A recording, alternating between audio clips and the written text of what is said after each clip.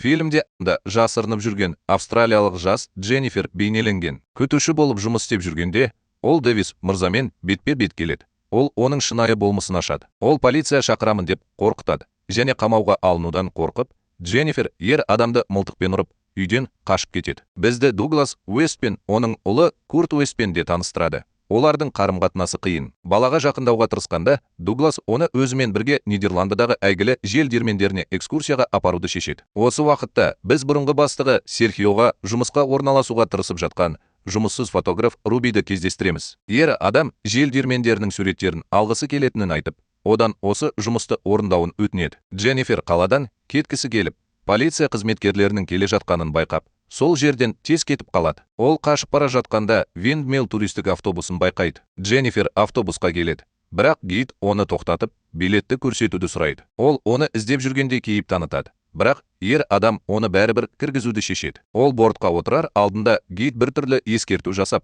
басқа күнәкарға әрқашан орын болатынын айтты. Барлығы бортта болған кезде гид өзін таныстырады. Ол өзінің есімі Абе екенін айтып, өзінің әрі жүргізуші, әрі гид екенін түсіндіреді. Сапар барысында Абе жел диірмендерінің Нидерланды үшін маңыздылығын түсіндіріп, олардың тарихи қолданылуын және кейбір қараңғы фактілерді атап өтті. Ол әлемді Құдай жаратты, бірақ голландтар Голландияны жаратты деп аяқтайды. Ұзақ сапардан кейін олар бірінші аялдамаға жетіп, көліктен түседі. Дженнифер туристердің бірі Джексонның ұйықтап жатқанын байқайды. Бірақ Абе ешқандай проблема жоқ дейді. Топ кеткеннен кейін Джексон кейіп танытқанын мойындап, досына хабарлама жібереді. Осы уақытта Абенің түсіндірмесі кезінде Дженнифердің жүрегі айнып, топтан шығып кетеді. Доктор Купер, туристердің бірі, оның кетіп бара жатқанын күдікті түрде бақылап отырады. Дженнифер дәрі-дәрмектерін ішуге тырысады.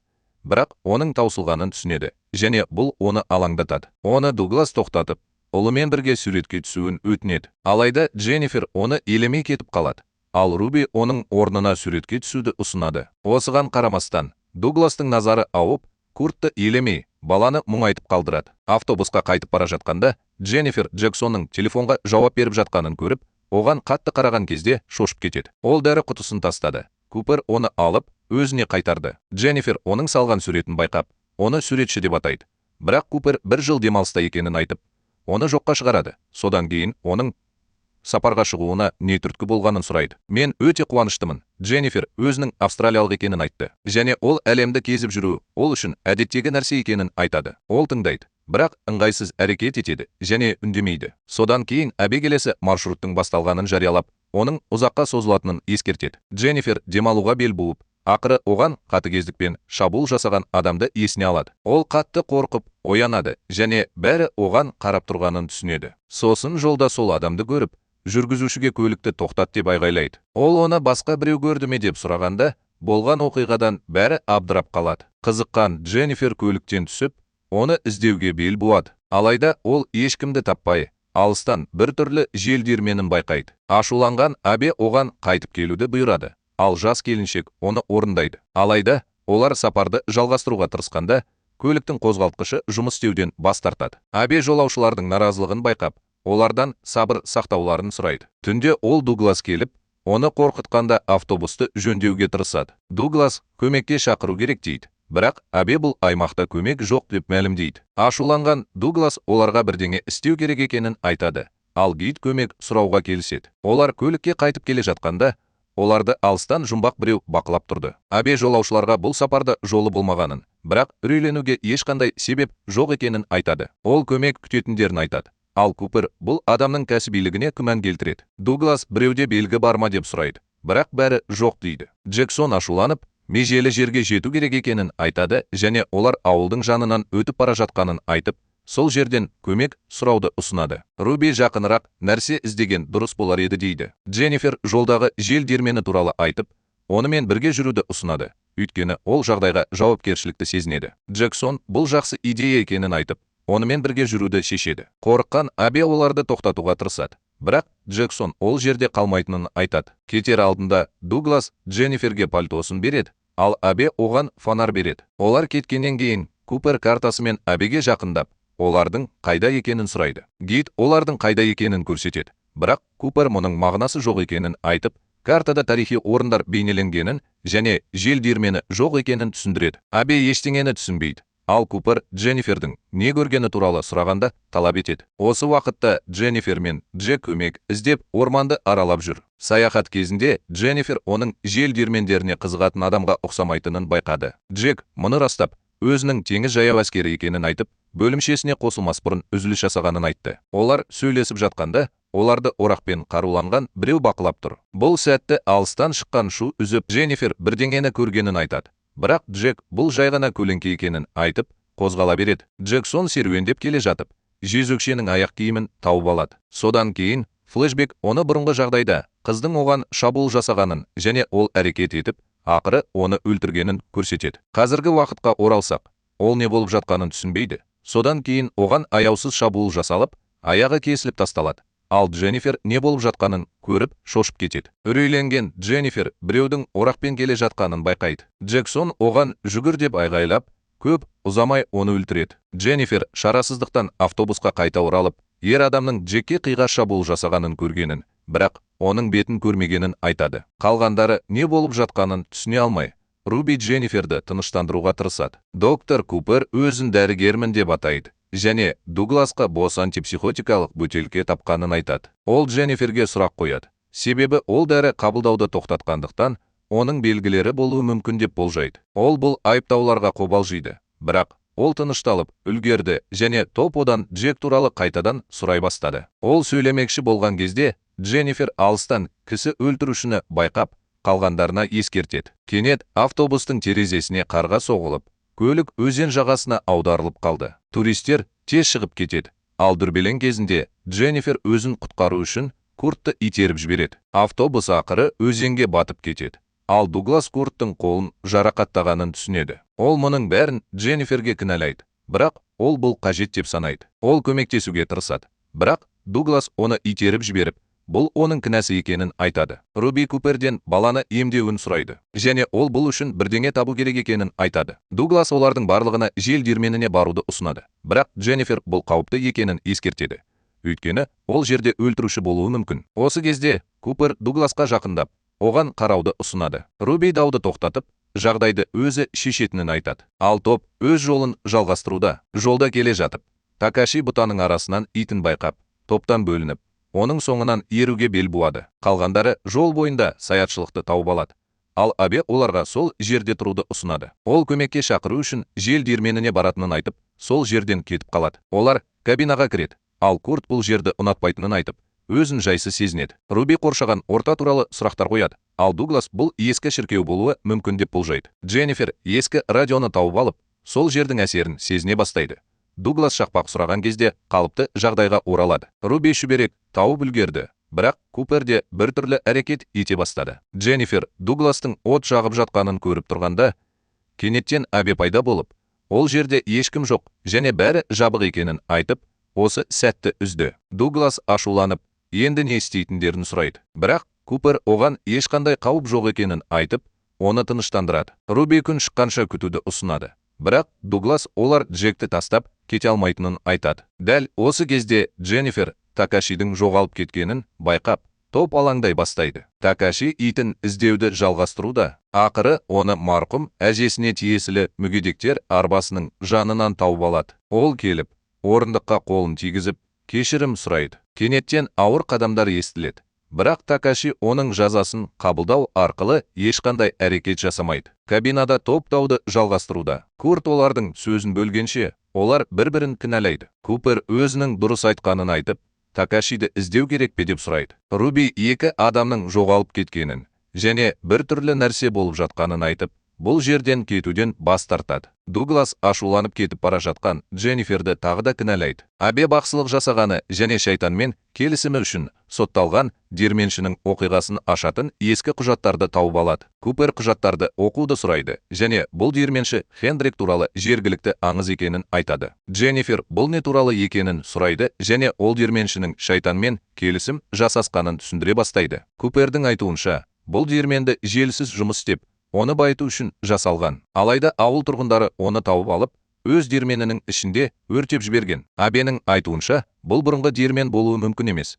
Өйткені бұл жер әлі күнге дейін бұзылмаған. Ал сипатталған диірмен өртеніп кеткен. Купер оларға іздеуді бастау үшін таңертеңге дейін жылынуды ұсынады. Бұл арада алыстан тіршілік иесі оларды бақылап, келесі құрбанын таңдайды. Кейінірек Дуглас Дженниферді арандата береді. Ал Курт оған не болғанын сұрайды. Ол өзін психопатиялық әйелмен бірге кабинада қамап, Дженниферді бұл жерден кетуге мәжбүр етті деп мәлімдейді. Купер асыра сілтеп жібергенін айтып, жас келіншектің үйіне қайтып келуін өтініп, оның артынан барады. Дженнифер Дугластың басына оның психопатиялық өлтіруші екенін айтқанын айтады. Купер бұл оның айтқанында емес екенін айтады және оның мезгіл-мезгіл галлюцинациядан зардап шегетінін түсіндіреді. Ол мұны растайды. Бірақ Джекті өлтірген адам өзі сияқты шынайы болғанын айтады. Сенуден бас тартады. Бірақ Дженнифер шындықты ашады. Ол кісі өлтірушіні танитынын мойындады және қызығушылық танытқан Купер бұл туралы сұрайды. Ол оның әкесі екенін айтады. Ал Купер оның сөздері ессіз адамның бос сөзіне ұқсайтынын айтады. Дженнифер сөйлеген сәтте Купер одан баяу алыстай бастайды. Ол науқас жатқан операция үстелін тауып алып,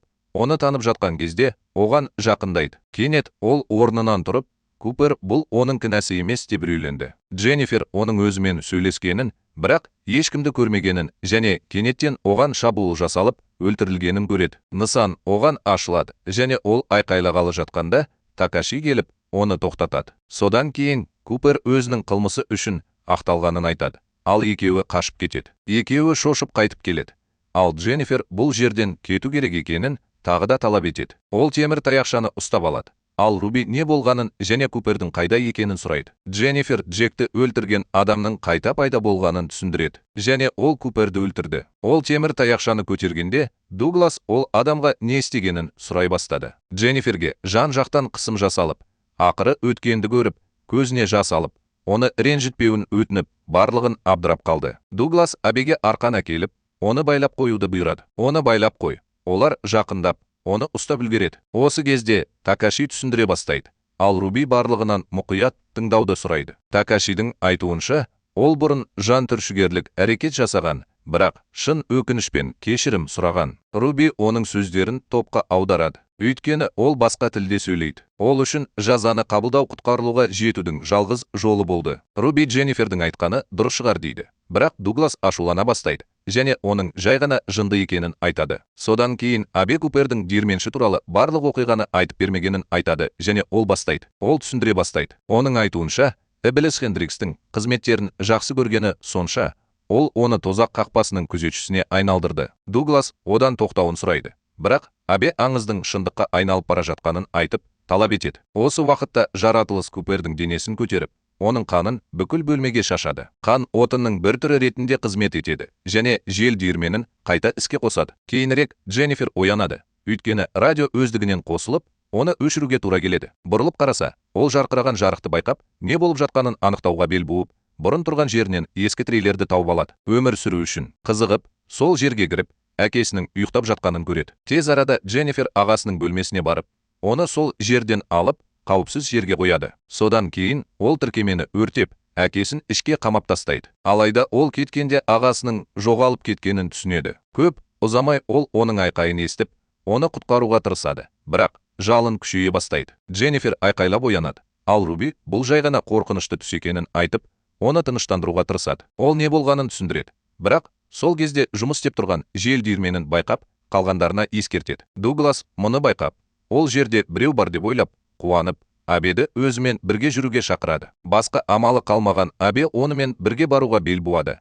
Ал кетер алдында Дуглас Дженниферді байлап тастап кетуін өтінеді. Олар кеткеннен кейін Такаши толқып, ежелгі рухтар туралы айтады. Бірақ Руби ештеңе түсінбейді. Ол Куртқа көмектесуге бел буады. Ал бала оның Такашидің әңгімесіне сенетінін сұрайды. Бірақ Руби ол білмейтінін айтады. Содан кейін ол бұрын Якузаға қызғаныштан қарсыласының бетін кесу үшін ақша төлегенін айтады. Шабуыл бақылаудан шығып, ақыры әйелдің өліміне әкелді. Өз-өзіне қол жұмсау. Кабинада Такаши жын шығару рәсімін жасай бастайды. Руби көбірек қылшық ағаш жинау үшін далаға шығуды ұйғарады және бұл жердің оған қазірдің өзінде әсер етіп жатқанын көрсетеді. Қылшық ағаш теріп жатқанда ол шу естіп, барлауға аттанады. Руби жердегі тесікті көрсететін бірнеше жапон шамдарын тауып алады. Ол құдық суындағы шағылысына таңдана бастайды. Бірақ кенеттен оның шағылысуы ұстараның жүзінен ұстап қалады. Ол өзінің бетін кесіп жатқанын көріп, тез шарасыздыққа бой алдырады. Кенет жаратылыс басын құдыққа түсіріп, тұншығып қалады. Бұл оны өлтіреді. Осы уақытта екеуі жел диірменіне бірге жетеді. Ал Дуглас кім осылай өмір сүрген болуы мүмкін деп ойлайды. Екеуі бұл жерге кіріп, жасырын бөлмені тапқан кезде біреуді іздей бастайды. Онда олар Джек пен Купердің айуандықпен кесілген мәйіттерін тауып алады. Ал Дуглас бұл көріністен ауырып қалады. Екеуі ақыры Дженнифердің айтқаны дұрыс екенін түсініп, Дуглас қайтуға шешім қабылдады. Кабинада Курт Рубидің кешігуіне алаңдай бастайды. Ал Дженнифер біртүрлі түтінді байқайды. Ол көп ұзамай Такашидің тіршілік иесін шақырғанын түсініп, онымен байланысуға тырысады. Дженнифер жаратылыс жоғалып кеткенше Такашидің қандай да бір дұға оқып жатқанын бақылап отырады. Такаши Рубидің жоғалып кеткенін байқап, оны Курттың көмегімен іздей бастайды. Олар оны таба алмай, басқа шаруалары болмағандықтан Дженнифердің қасына отырады. Ерлі зайыптылар кабинаға оралады. Ал Дуглас ұлын құшақтау үшін жүгіреді. Абе Руби туралы сұрап жатқанда, Дженнифер жаратылыс оны ұстап алғанын айтады. Ал Дуглас оны шешпес бұрын кешірім сұрау мүмкіндігін пайдаланады. Бостандыққа шыққаннан кейін Дженнифер Такашидің рәсімін көргеннен кейін не істеу керектігін білетінін айтады. Ол жел диірменін жою, бұл нысанды жоюдың жалғыз жолы деп санайды. Және бұл жердің қарғысымен Дуглас бұл теорияға сенбейді және оны бос сөз деп атайды. Бірақ Курт өзінің күнәсі не болар еді деп ойлайды. Ол анасына не болғанын сұрайды. Өйткені Дуглас онымен байланысуға мүмкіндік бермейді. Қысым көрген Дуглас ажырасу туралы айтып, бұрынғы әйелін оның жолын кесті деп айыптайды. Ұлын көр. Туындаған шиеленіс жағдайында Курт баспанадан кетуге шешім қабылдайды. Ал Дуглас оның артынан барады. Дуглас ұлының көмек сұраған дауысын естіп, оған қарай жүгіреді. Ал Дженнифер Курттың дәл оның алдында тұрғанын ескертеді. Содан кейін ол телефон қоңырауын естіп, әйелінің әмиянын тауып алады. Мазмұнын тексере отырып, ол бақытты отбасылық суреттерді көреді.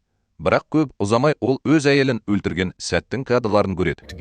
Абе оны ақылдылығы үшін мақтайды. Бірақ кенеттен оны тастап кетеді. Өлер алдында Такаши Эббидің басқа тілде айтқан бірнеше сөзін естиді. Ер адам басқалардың келе жатқанын естіп, оларды қарсы алуға жүгіреді. Ол Дуглас туралы сұрайды. Ал Дженнифер оның өлтірілгенін айтады. Эб таң қалғандай кейіп танытады. Ал Дженнифер Такаши туралы сұрағанда, ол жас жігіттің кетіп қалғанын айтады. Алайда Дженнифер оған сенбейді және оның қолындағы шланг туралы сұрайды. Эб Такаши Дженнифердің күдігін тудырған автобуста бірдеңе істеу үшін көмек сұрады деп жауап береді. Кейінірек трио автобусқа қарай бет алады. Ал Дженнифер бензин алуды ұсынады. Оның алдында Эбби оған қалта пышағын береді. Дженнифер жанармай жинап жатқанда, Эбби Курттың қасында қалып, бір түрлі әрекет ете бастайды. Оның айтуынша, Курт сияқты бейкүнә адамның осының бәрін басынан өткеруі ұят. Қызығып, бала не айтқысы келгенін сұрайды. Бірақ Эбби оған бұл туралы ұмытып кетуін айтып,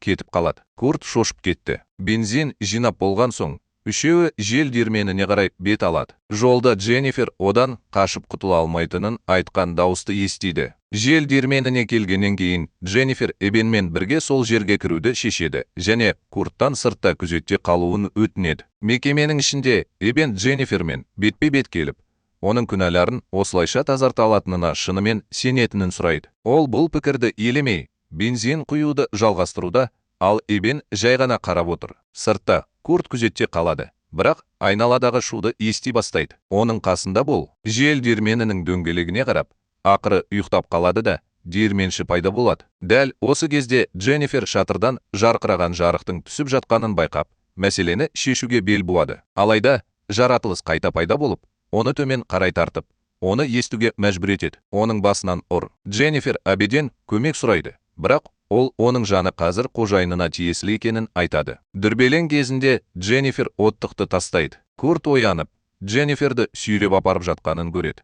Бірақ Абенің тұтқында болып, оны жел диірменіне сүйреп апарады. Диірменші Дженниферді алып, жерге лақтырып жібереді. Содан кейін әкесінің кейпіне енеді. Ол ағасын қалай өлтірсе, Курттың да өлуіне жол беремін деп, оны арандата бастайды. Ашуланған Дженнифер оған қарай ұмтылып, шабуыл жасай бастайды. Бірақ көп ұзамай оның еденге құлағанын түсінеді. Ол бұрылып қараса, артынан келе жатқан диірменді көреді. Осы уақытта Абе Куртты өлтіруге дайындалып жатыр. Бірақ бала құлаған оттықты байқайды. Оның назарын аударғанын пайдаланып, Курт затты алып, үй-жайды өртеп жібереді. Өлуге жақын тұрған Дженнифер диірменшінің күйе бастағанын көреді, ал оның рухы жоғалып бара жатқан сияқты. Содан кейін Курт әбенің қасында жүргенде Дженниферге қоңырау шала бастайды. Айғайлаған дауысты естіген Дженнифер оған көмекке жүгіреді де қайтадан оттың арасынан өтіп кетеді. Ол өзінің қорқынышымен бетпе-бет келіп, қарсы тұруға тырысып жатқан әбеге қарай жүгіреді. Дженнифер еш ойланбастан мойнына пышақ сұғып,